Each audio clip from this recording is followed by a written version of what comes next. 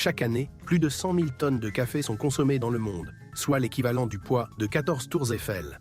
Si la majorité de cette caféine provient du café et du thé, elle se cache aussi dans d'autres produits. Soda, chocolat, pilules de caféine et même certaines boissons dites décaféinées. Pourquoi consommons-nous autant de caféine? Parce qu'elle nous donne un coup de boost. Elle nous rend plus alertes, concentrés, énergiques et améliore parfois notre humeur, même après une mauvaise nuit. Mais la caféine a aussi son côté sombre. Elle peut provoquer de l'anxiété, faire grimper notre tension artérielle et causer des troubles du sommeil. En réalité, c'est la drogue psychoactive la plus consommée au monde. Comment agit-elle sur notre cerveau? La caféine fonctionne en bloquant une molécule clé du sommeil, l'adénosine. Lorsque votre corps utilise de l'énergie via une molécule appelée ATP, il libère de l'adénosine. Celle-ci se fixe à des récepteurs spécifiques dans votre cerveau, ralentissant l'activité neuronale et vous donnant cette sensation de fatigue qui précède le sommeil. Mais la structure chimique de la caféine est si proche de celle de l'adénosine qu'elle peut se greffer sur ces récepteurs, sans les activer.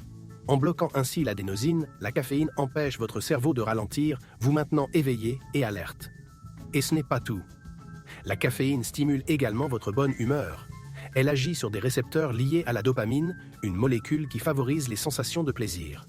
En empêchant l'adénosine de perturber la dopamine, la caféine amplifie ses effets positifs.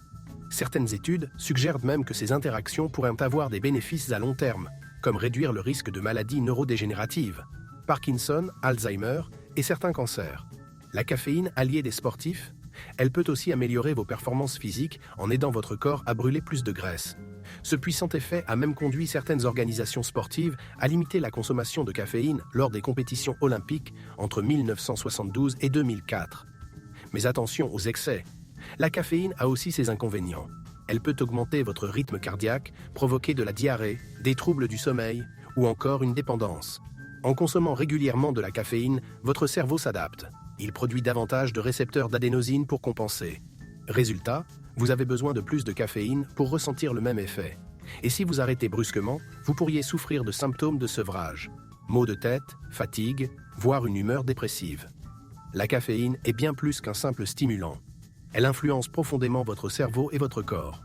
Mais comme pour toute substance, la modération est essentielle pour en tirer le meilleur sans subir les effets négatifs.